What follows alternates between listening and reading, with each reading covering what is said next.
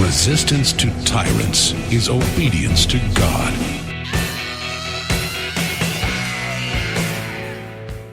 Now, my statement is, I've been a Green Beret for the last 26 years with 10 Special Forces. I do know the use of commander and the use of their commander very well. 3 Sergeant Charles Cleveland and a 2-star Darcy Rogers. And I'm here to tell you, from my experience in combat with them, these 2 men cannot be trusted. When they tell you something, you take it with a grain of salt. And when you go back to Fort Bragg and you do your debrief, you let Charles Cleveland know, my name is Keith Helper. He'll remember me because he knows exactly what he did and he knows I know. And I will do everything in my power to let this community know these 2 men cannot be trusted. Thank you, Mr. Helper.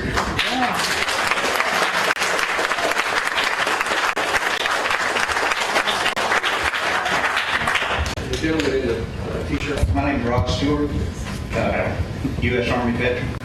Thank you. The question I have, and I just need to be clear on this. Now, you're going to have plainclothes people that are going to be blending in, right? On private property. On private property. Blending in with what? You got a bunch of people out there that are acting like they don't know and they're blending in or something, or? It's part of the AAR process. So you're in the military. Yeah. You know, they go back and they come in and say, hey, look, you did X, Y, and Z okay, but you didn't blend in well. Why didn't you blend in well? You've known that you would have to go do this for a couple of months. You should have studied the area, say Eastern Europe, and look at how they dress and take in their mannerisms. And you should have prepared for that. Okay, so you can guarantee us that I won't have to worry about the guy standing next to me being some kind of covert operation, guy gathering information that they'll come in later to pick everybody up? No. Okay. Beers around the fire. Thank you for your question. The gentleman here in the second row, the black shirt. Sir, yes, sir. I mean, everybody really, truly wants this to be something that it's not, and they're not embracing it. They really want this to be a greater conspiracy. And in reality, all we want to do is make sure that our guys are trained for combat overseas. That's it. The same kind of excuses Hitler used to take hold of Germany, too. My name is James Helm. I'm a district director with the Texas Nationalist Movement. I'm also a former veteran. I want to thank you for your service, Colonel.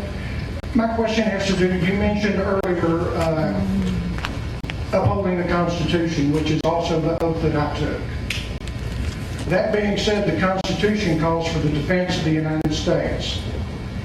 Wouldn't the money be better spent that is being used on Jade Helm, since it's in such a wide area that you're doing, you know, Texas, Arizona, Utah, Florida, California. wouldn't that be better spent defending the southern border of the United States? Yeah.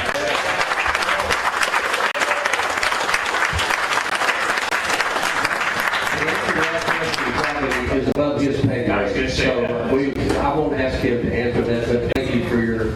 I want to It's a matter of national policy, so you should take it to the national level leadership here. It's not a question to be asked. It's operation. Ms. Sue.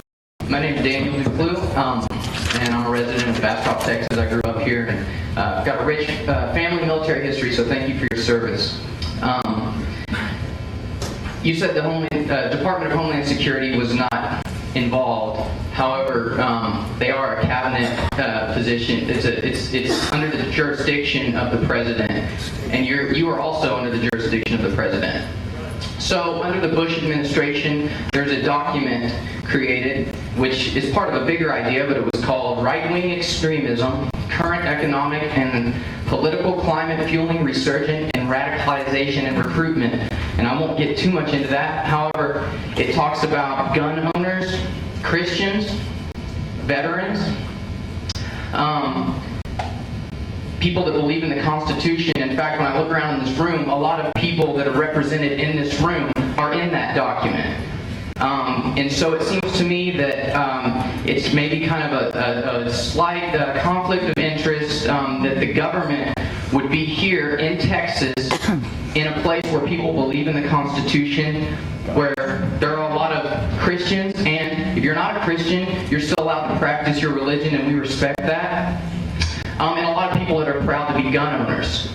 And so to see a big military buildup here, to me, I think those kind of people that pay attention and look at the documents the government puts out on right-wing extremism under the Bush administration, but we got a new president that, I'm not going to go any further on that. But so I'm curious, and I'm no George Bush fan, but I'm curious. You said that the Department of Homeland Security wasn't directly involved in this. Are you aware of that document, the right-wing extremism?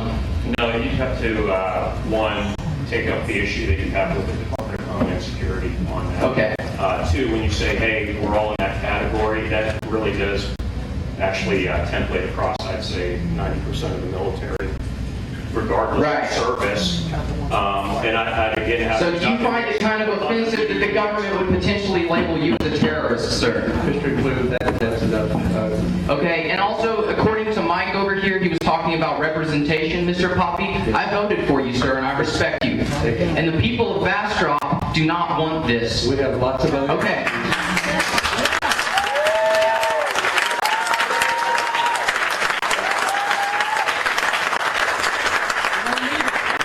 Come out to the gentleman in the red shirt right here. I think. My name is Tom Watts. I'm a vet. And I have a question. Who's the suit?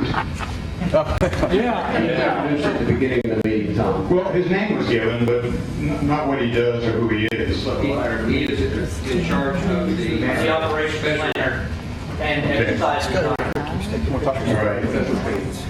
right. One thing I'd like to say about special ops, I spent 20 plus years as a super spook. You know what that is, don't you? If this gets noisy, it's going to be because they did something wrong. It's not their job to be noisy. But I do have another question. You brought up the fact that you believe in supporting the Constitution. Why aren't you doing this job in Washington, D.C., where they don't believe in the Constitution instead of here? I've been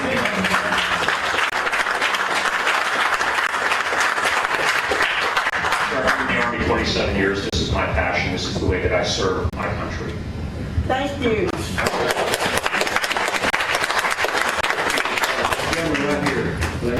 Hi, my name is Mark Harris. I'm a resident of Bastrop. I'm also a former military special operations soldier. Colonel, appreciate you being here today to present the Army's position. Not everybody's comfortable with that, but there are many of us in the community that are here to be supportive in any way that we can to ensure that these soldiers are trained. Trained soldiers save lives, not only foreign people, but U.S. citizens themselves.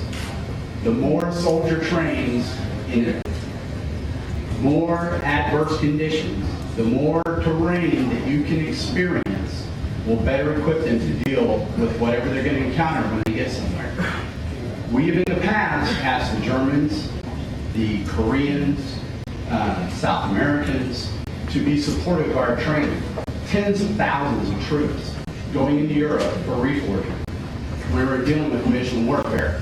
We've evolved. Let's get to the question. So my question would be, what examples can we look to from past operations in the U.S. and out that might serve as models for the citizens to get better informed through a non-tainted view, right? So a objective view. And some of those are as simple as just an airfield seizure. So there are a lot of paratroopers at Fort Bragg, North Carolina. There's a whole division of the 82nd right there. They constantly practice airfield seizure. Airfield seizure was a mission essential task both in Panama and Grenada. And that's a perfect example for people to see why training nonstop has to occur.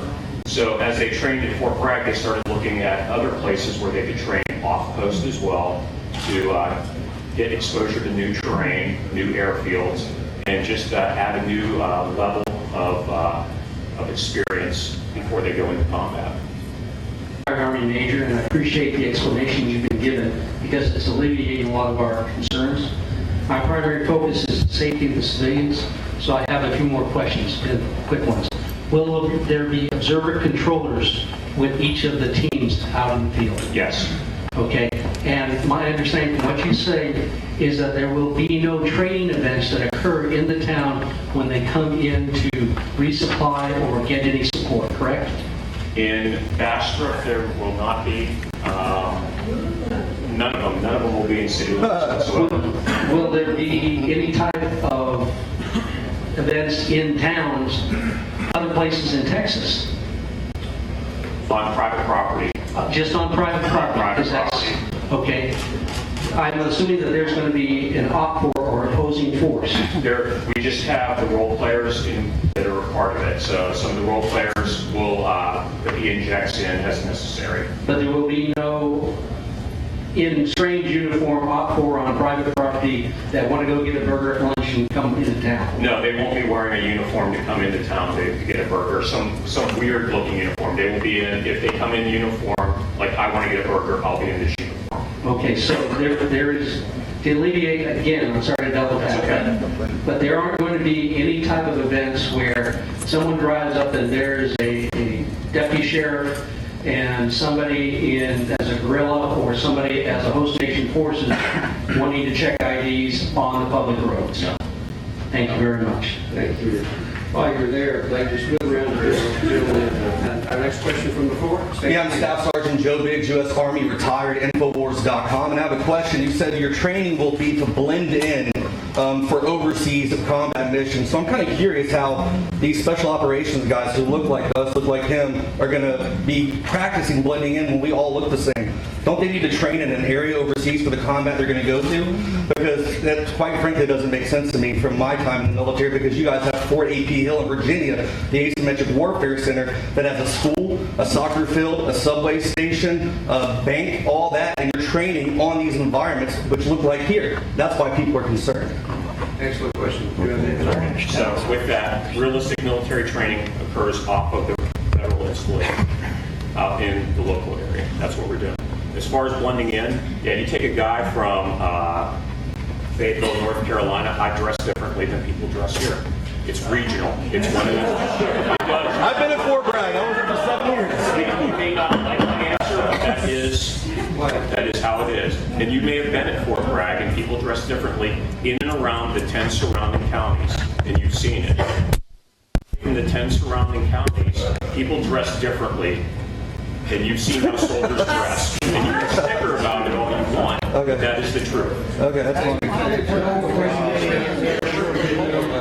Thank you. Come back to this.